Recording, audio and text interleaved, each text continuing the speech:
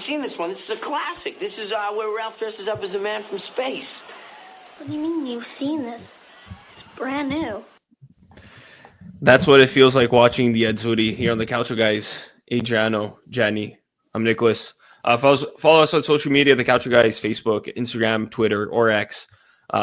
Listen to us on all your favorite podcasting platforms, Spreaker, iTunes, Spotify, YouTube Music, whatever it may be. Here we are, guys. Episode 270 of the Calcio Guys. Almost 7 years we've been doing this podcast.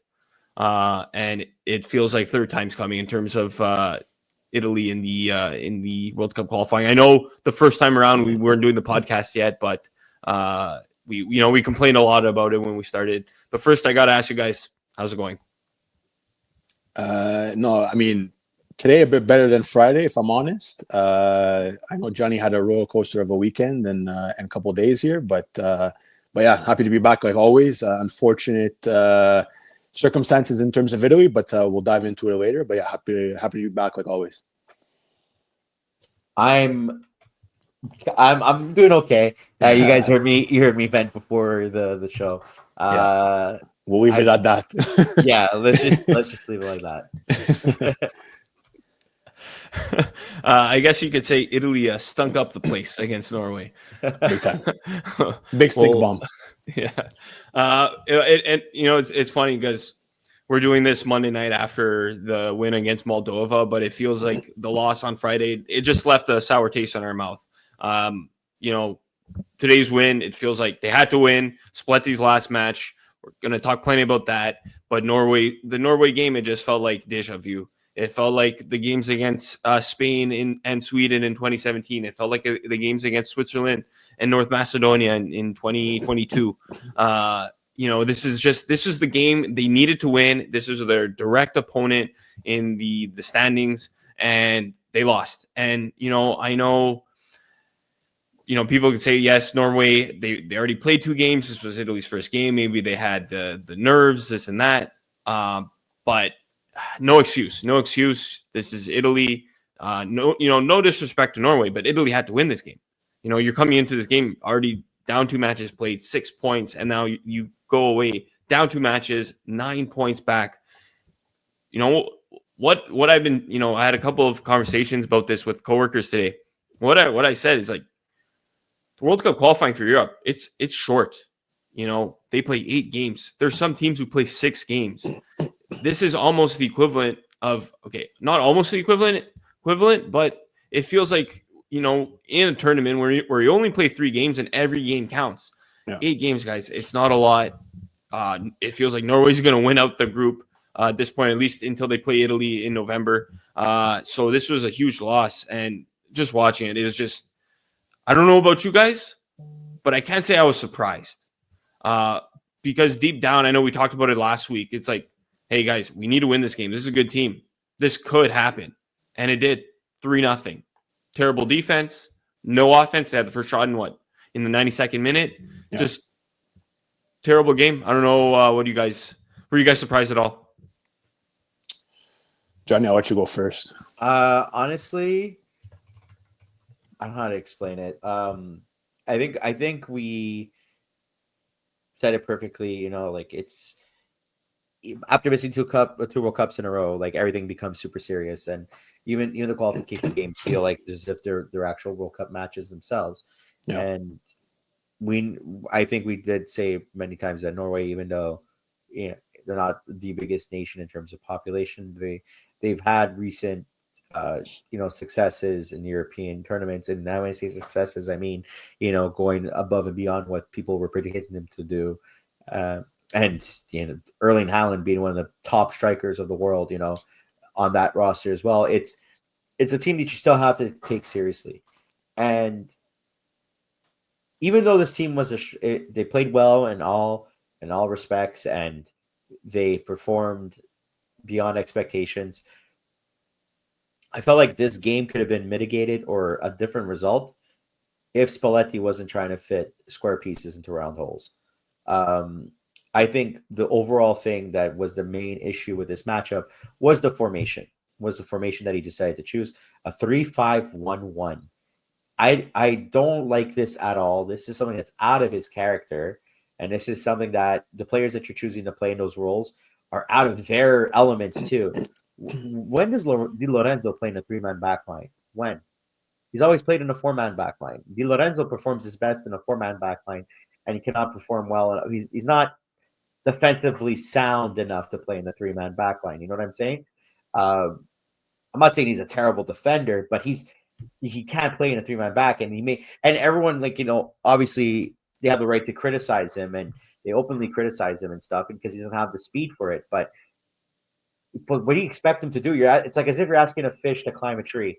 This is not what he's used to playing. It's not his forte, and it creates frustrations for a player. It's because then afterwards they get blamed, or they get embarrassed because they feel like as if they're they feel like idiots because they're getting exposed by some players, some fast wingers. So that's one thing.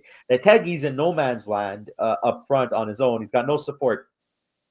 This is the leading scorer of Serie A. It's not like as if this guy has trouble scoring. Like he could score goals. What are you doing? Not giving him like a winger or some sort, or like maybe instead of having like a more of a Zappacosta being further wide, like move them in a bit more. Like it's this formation does not make sense to me. It just feels like as if a lot of players are like, since when is Barella more defensive than offensive? We saw this in the Switzerland game. We had Barella playing more of a center defensive mid role rather than of like a more offensive. Like he was way out of his zone of comfort, and he was asked because of injuries, because it was Tonali got injured before the Switzerland game, right? Was it Tonali that got injured? Who was it that Barella had to basically do the role against in the Euros? In the Euros, yeah. Well, he was suspended. It was suspended. That's what it was. That's what it was. But anyways, yeah, like, sorry. Who was it that was in that role that they had Barella cover? Anyways, was it Locatelli? I can't remember who, but basically told Barella to play like that, and Barella's like, "But I don't do that." And but Spalletti's like, "Too bad, bud." And Barella looked horribly in the Euros. And we saw this in the Norway game. Everybody looked way out of sorts. Barella is obviously exhausted too from playing all these competitions, and those really long season and being a very important player for Inter. So, like, I'm not like this is not me shitting on the guys. I'm not shitting on the players, and I'm not gonna say like obviously like they are to have some blame too for a 3-0 loss, but people need to understand the context is that they're not being utilized properly. So they're frustrated too. They're disheartened. They're frustrated.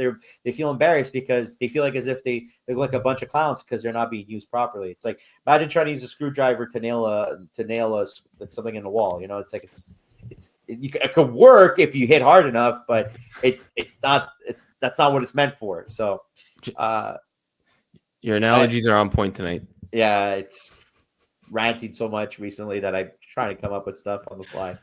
But all in all, I think that's what the main frustration was for the Norway game for me. It was more about the formation being used and players being used in the wrong spots. I think a lot of people that we know very well and that we've had discussions with have said that it's not a question of talent. It might be a question of talent. Maybe there's talent does play at a certain point, but organically, these players on the pitch are not like as if these are guys that are playing third division, in England or second division Spain. You know what I mean? These are all top flight players. There is talent in this roster. Let's be realistic here. These guys are talented players, but as talented as you may be, you need to be used properly. And I think that's what it came down to. I think what my problem, what I saw, I mean, I tweeted it after the game. It almost seems like it's a mentality problem too. Where they just seem so checked out. And, watching the game, there was just zero creativity. It seemed as if they didn't practice together. Like, I understand the national team is tough, especially at the end of a season where a lot of these guys don't play together. They're playing a new system, very little time. Look, the Inter players, they played, this game was on Friday. The Champions League final was on Saturday. They didn't have a lot of time. I get that. I understand that. But the way they were even just passing around the ball, it seemed like they didn't know what to do with it, and you kind of saw that's why they had such little offense. One shot on target. it's insane, and it kind of reflects also because they did have 63% 63% possession, but it was just a lot of passing around, and they got beat on the counter. So once they lost the ball, they didn't know what to do defensively. So it came down to coaching and I think mentality. Look, guys, we know Italy does have a talent problem, but I don't think the talent problem is as bad as you lose 3-0 to Norway. I think that comes down to coaching and mentality. I think, with a proper coach, proper mentality, this team maybe goes to, let's say, round of 16 at the World Cup, quarterfinals, maybe round of 16 at the Euros like we saw last summer. We know the talent's not there to win the World Cup. That's a whole other story. But the coaching was actively making the team worse. It almost seemed as if Spalletti knew and the players knew he was done before that game. But yeah, that's my little rant. No, listen, guys, it's an accumulation of things. It's not one thing. Personally, in my opinion, like it's just many different factors. I've been saying it recently a lot, and and I'm going to echo to what Nick was saying there with the mentality. I mean, it's clear for me. It's all up here. It's all up upstairs. It's a mental thing, because when you wear this shirt, you have to feel something. You have to feel pride. You have to feel the pressure. You have to feel the joy and the honor to wear the Azzurri blue. I'm sorry, guys, but I didn't see anybody even have that type of urgency or any type of willingness to fight and die for the shirt. Like it's unfortunate. It's cringe maybe sometimes to say, and sometimes maybe people try to blow that out of proportion. But at the end of the day, it's the truth. Who really fought their ass off for the Azzurri on Friday? I didn't see anybody. It's a shame, because I'm in the space where I agree that there is talent. I think it's putting it all together. I've said that a lot on this show. Putting all the pieces together and all the right puzzle pieces in the right spots to have a finished product. That seems to be the issue. Now we can go in formations. We can go with players maybe a bit out of position, but there's just no cohesiveness. Regardless, like forget all that. There's just no cohesiveness. There's no. What did we say back in the Euros? Different formation. Different starting 11 every game. We have still. Okay, granted, I'm gonna hold my really big rant because we are a bit injured. It's after the Serie A season. We can kind of call a spade and say, you know what, these guys are exhausted. They are humans at the end of the day. I get all that. But if we're still figuring out what our best 11 is, what the optimal formation is for the players that we have at our disposal, there's a major problem. It cannot be that we're coming up short against, again, no disrespect to Norway, like the guy said. Give them their praises. They've gone out and they fought, and they took advantage of a weakened Italy, not only physically but mentally as well. And chapeau to that. But it cannot be in a world where we live in that Italy has to suffer and to get, luckily, a shot on target in the 92nd minute. If that whistle would have blown any earlier, we would have had no shots on target, let alone one by Lorenzo Luca at the end. So, it's like I said, it's a multitude of things. Spalletti, love him or hate him, firing him or mutually, agreeing to part ways with the national team, whatever you want to label it as, him not going to be there come the next games in September is not going to be the automatic switch and, overnight everything is going to change. And, oh my God, now we're going to be playing beautiful football. We're going to figure out everything. All the players are going to be in position. We're going to score all kinds of goals. We're going to finish first place in this qualifying group. It doesn't work like that. I think there needs to be a major, overhaul in Italian football in general. The FIGC, it's clear that even them, they're sitting back on their protective seats and not really doing anything. Why wasn't Gravina making a press conference and explain this disaster that fans have to witness?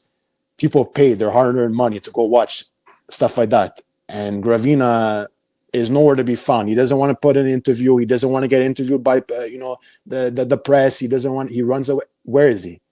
He's nowhere to be found. Now, we don't know the day to day. We like to pinpoint and say, oh yeah, this guy out, this guy out, this guy out.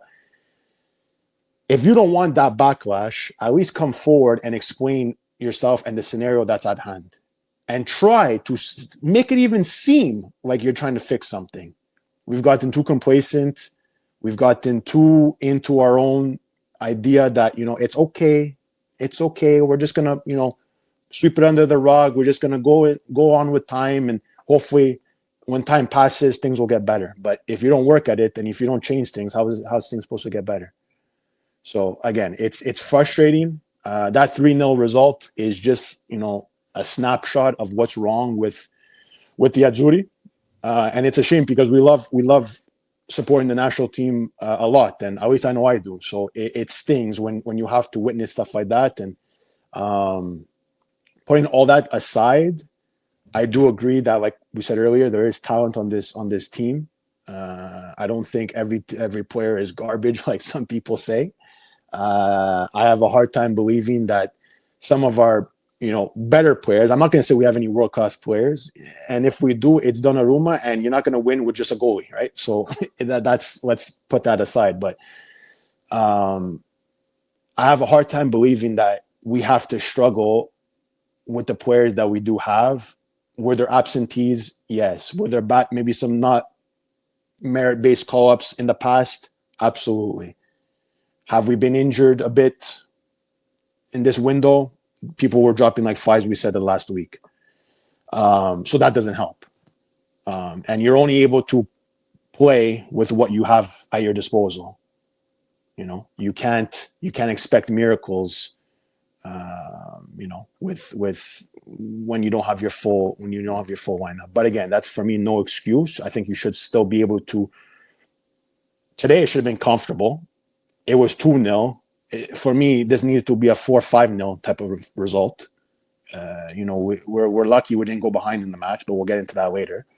But the Norway match, yeah, it's just from start to finish. Like, there was no hunger, there was no urgency. Like I said earlier, there was no volia to go ahead and score or do something. I agree totally with Johnny's point of Retegi, our leading goal scorer in our league, on a fucking island. Can this guy get any sort of lifeline or support?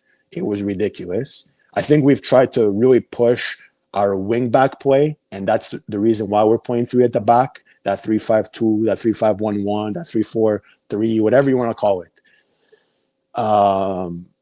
But the Inter players, it was clear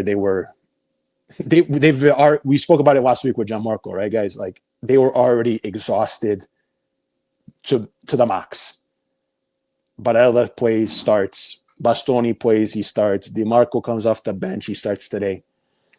They're exhausted. I get it. Do we have much options besides these players? Some will say yes, some will say no. We gave 2 debuts in the 2 matches, Diego Coppola and Luca Ranieri today. Although the match against Norway was terrible, if there would be one small bright spot, it was Coppola. I think he did play decent for being so young in his first start and first debut with the national team, the senior team.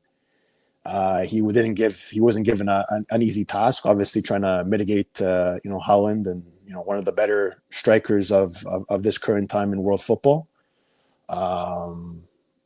His defensive mates didn't help him out, and in a whole, we didn't help out Donnarumma to go on the other end. Yeah, okay, we're going to concede goals, but we're not even scoring them. So that's a major problem. So I think whatever happens in the future, we'll have to see. We'll probably get into that later as well. But it can't.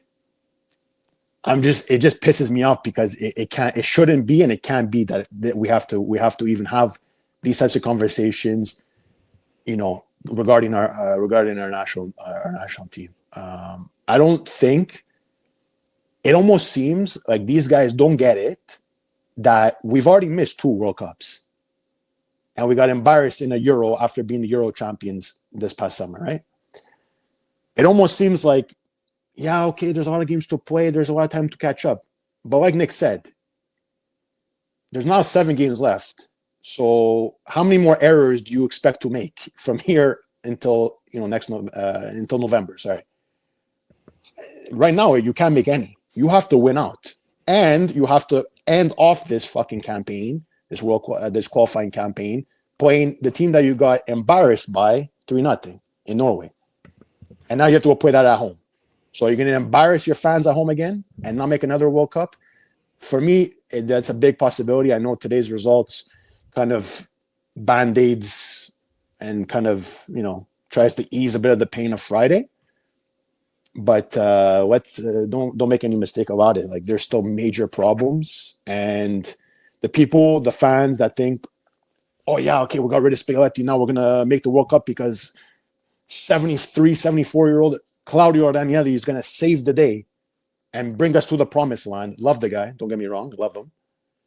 But how many more Band-Aid solutions are we going to put on this fucking goddamn national team that this nation has not been at the last 2 World Cups for a nation that has 4 of them?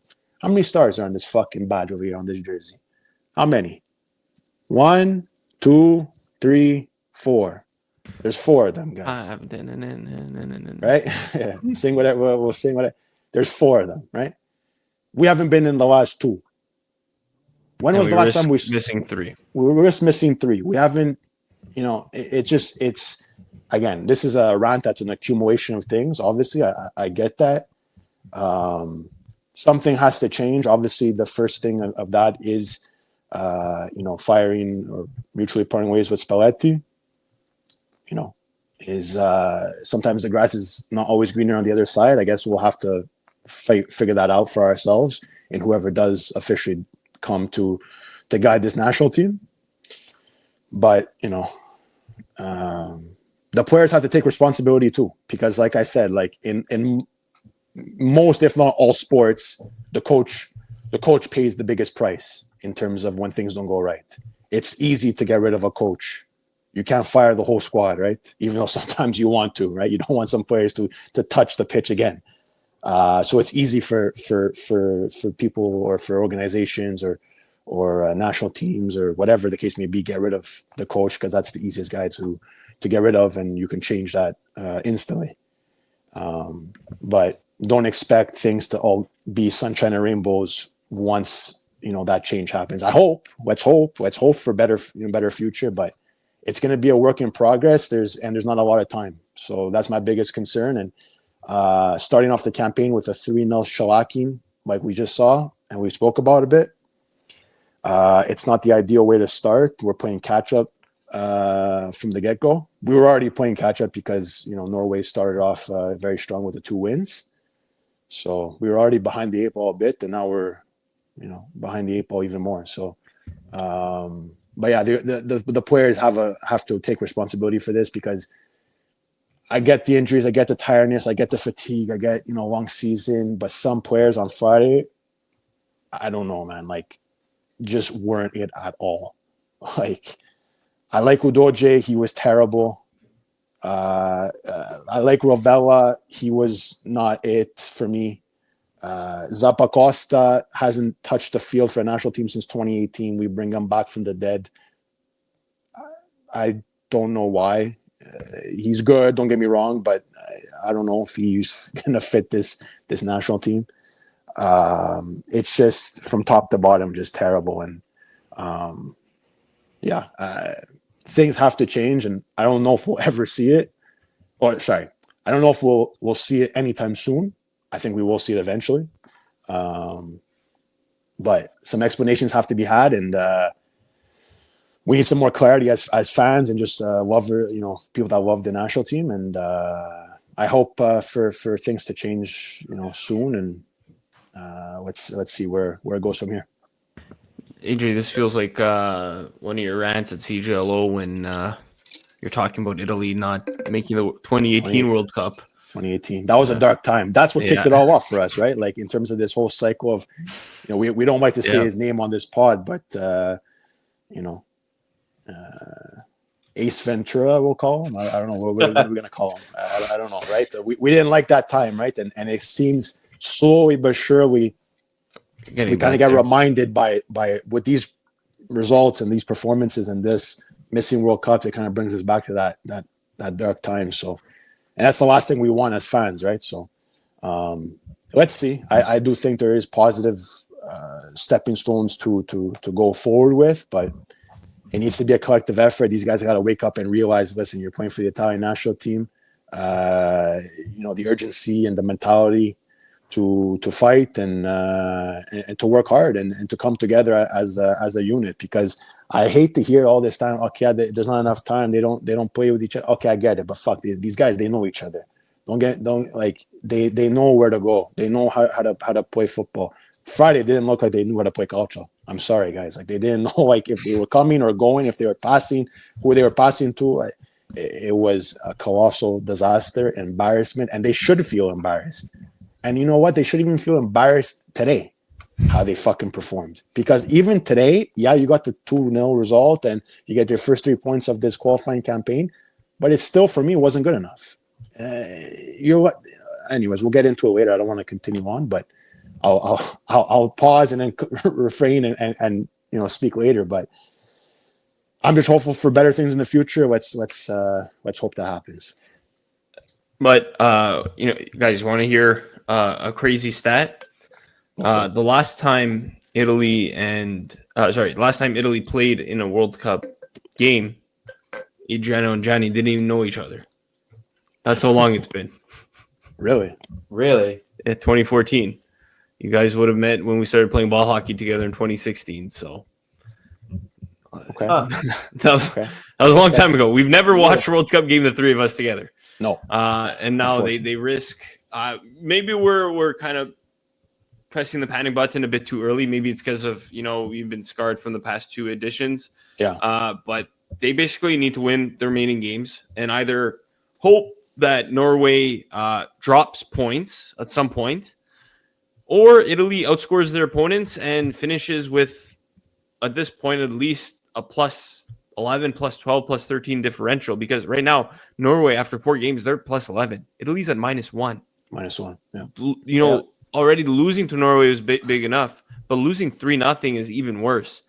So today, 2-0. It feels like they need to score more. So they need to play. They play Estonia and Israel, basically their next 4 matches. And then they finish off with Moldova and Norway. So it's kind of like mirrored the schedule. But guys, this is a World Cup in our backyard. Teams that have already qualified are Jordan, Uzbekistan, New Zealand, Iran. Guys, if Italy's not at this 48-team World Cup, at that point, just fold the program. Maybe I'm talking and getting too ahead of myself. But come on, Uzbekistan, Eldor Shurmudrov, he's going to be in the World Cup. And they expanded it. 48. They expanded it 48 teams. Yep. They expanded it, guys. 48 teams. Like, for the listeners at home, listen to that again. They've expanded it to 48 teams this year. I don't know if that was because they want Italy back in the tournament, or they're hoping Italy can get it together and get into the tournament because they missed the last. I don't know what the fucking idea was behind it. Infantino and Sefrin, whoever's in charge, right? I don't know. Today, I feel like extra teams qualified. Yeah, like this is for me, like, they expanded it to 48 teams. I'm going to say it a 4th time, right? If they can't make this, guys. It was nice knowing you. It was nice knowing you. It was nice to spend this time with you. But we'll have to call it a wrap. I don't know. That would be devastating for me. It's already the first time me and Nick were going bananas. I know Johnny too, right? Yep. The second time around, we really couldn't believe it. Now this is becoming like a trend. Like, are they going to go 3? Are they going to go 3 for 3? Like, this is the second time around. It was more like first reaction shock. Yeah, big time. Now it's like it anger. Seems like it's just pure anger. Yeah, anger.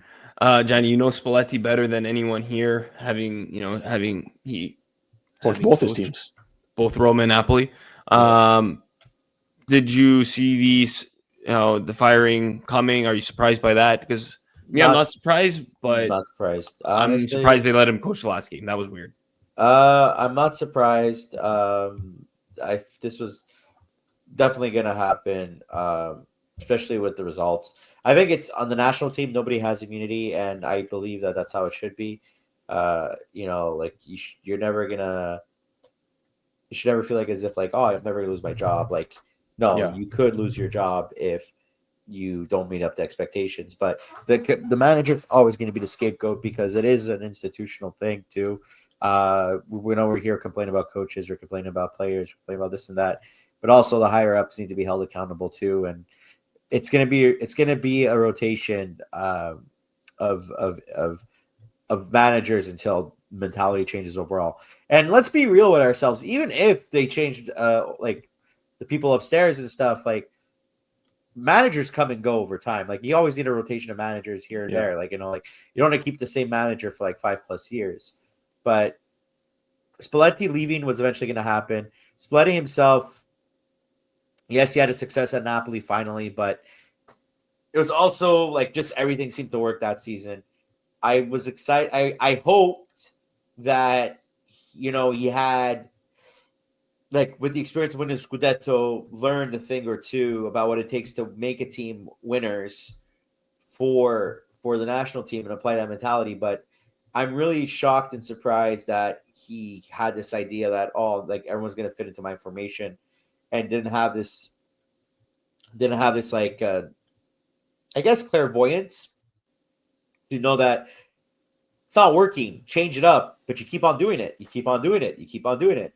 That's insanity, Yeah, that's the definition of insanity, doing the same thing over and over and expecting different results. It's like, because there was a span of 5 games where our results were win-win, draw, win-win. But it just seemed like important matches or bigger games, we lost those ones. And it just, I'm tired of seeing that, boss. I'm tired. And it's like, players are like, and it just seems like his substitutes always save his ass every once in a while. Like it doesn't seem like he gets the starters wrong, and it seems like it's the subs that save his job more often than not. So, especially in the 3-3 game against Germany, like it took like down 3-0, and it took like some great changes and stuff, and players to realize, holy fuck, we're actually better than this to get a better result. So, all in all, not surprised by him being let go eventually. I knew this was coming. The writing was on the wall. I don't think I think he takes a bit of a break. I don't think he's gonna get a team contract anytime soon, unless fuck it, whatever. Another team just throws him a bone or something, which I feel like that might happen. Especially when they like to rotate their managers. I know it's been rumored that it might be Ranieri to be the next manager for the Italian national team. And I know that we've had discussions before that he's the type of manager that is able to rally a room together and, get them like, believable or like buy into a system. But you know who I think should be the next manager for this team or have some part of being an assistant manager? Daniele De Rossi. Daniele De Rossi. I think Daniele De Rossi, if you look at our past 2, let's say, successes on the national team. De Rossi was a player on the World Cup team, and De Rossi was a technical manager, or whatever you may want to put the title on him, for the Euro team. And you saw his contributions off the pitch, in terms of, like supporting the players, being a mentor for them, having these discussions. And we've always seen De Rossi has, the biggest passion out of a lot of players and stuff. He's always involved. He's always, he's proud. He's proud to be Italian. And if you need somebody to unite a room or unite a group, bring him in. I'm not saying he has to be the manager, like he has to be the main manager, because I think it's a very tall glass of water to drink for him at this point, especially that, doesn't have that much, top team managing experience. But bring him on as an assistant coach, or have him some kind of like mentor managerial role, because this guy, I think, is crucial. I think he needs to be involved in some way. Yeah, I don't know. For me, it's tough. Even for Spalletti, like, was you shocked or whatnot? Like, this kind of reminds me of Mancini, after the Euro and then not getting to the World Cup, and keeping him on for a bit too long. It kind of reminds me of that a bit. Maybe we should have let go of, if this was kind of, the rumors and the rumblings and the writing of on the wall of, is this really the direction we got to go at? Like, why didn't we make this decision earlier? Again, it's easy to say playing Monday morning quarterback, but it's, if you're not going to learn from your mistake, and like Johnny said, if you're trying the same thing over again, expecting different results, definition of insanity, which I agree with, you're not going to go forward like that. So maybe Spalletti should have not been the manager of the national team a handful of months ago, or even last year for that matter, like post the Euro disappointment. Because, even at that, it was lucky that they even made it out of the group stage, right? Like, it took a Zaccagni, Del Piero-esque tira giro type of style goal for us to even get out of there and move on. So if that didn't happen, we would probably have been singing a whole other tune back then, right? So yeah, on the flip side of it, on the human side of it, because there's always a human side of these things, I gotta, as much as people want to bash on him, you got to tip off your hat on how Spalletti handled the situation. I think it was very respectful. It was done properly. I guess you can say it was done professionally. I don't think he made, at least I didn't really see from the interviews and the stuff that I saw.